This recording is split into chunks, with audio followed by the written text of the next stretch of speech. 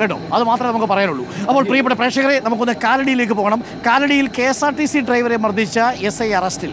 Police അക്കാദമിയിലെ SI Shaan Shoukath അലിയാണ് അറസ്റ്റിലായത്.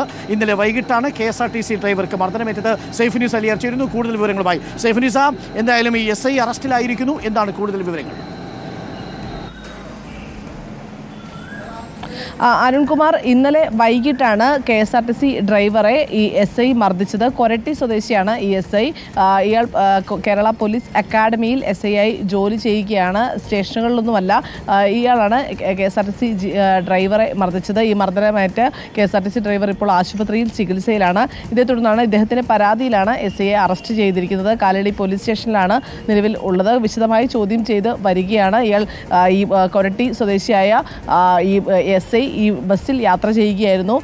ഈ ഡ്രൈവറെ മർദ്ദിക്കാനുണ്ടായ പ്രകോപന കാരണം എന്താണെന്നടക്കം പോലീസ് പരിശോധിച്ച് വരികയാണ്. നിലവിൽ KSRTC ഡ്രൈവറുടെ പരാതിയിലാണ് അറസ്റ്റ് രേഖപ്പെടുത്തിയിരിക്കുന്നത്. അരുൺകുമാർ.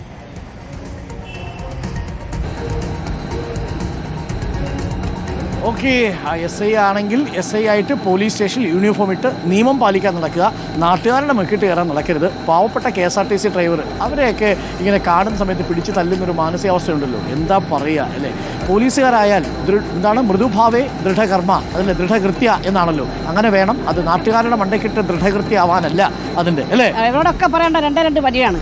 കളഞ്ഞു പോയ ജീവിത മൂല്യം കണ്ടുപിടിക്കണം, കളഞ്ഞു പോയ ജീവിത മൂല്യം കണ്ടുപിടിക്കണം, വരുന്ന നാളെ വരവേൽക്കാനായി ഒരുങ്ങി നിൽക്കണം, നിങ്ങൾ ഒരുങ്ങി നിൽക്കണം. തീർച്ചയായിട്ടും അത് പ്രേക്ഷകർക്കും ഈ പറയുന്ന SI മാർക്കും ഒക്കെ ഉള്ളൊരു താക്കീതാണ്.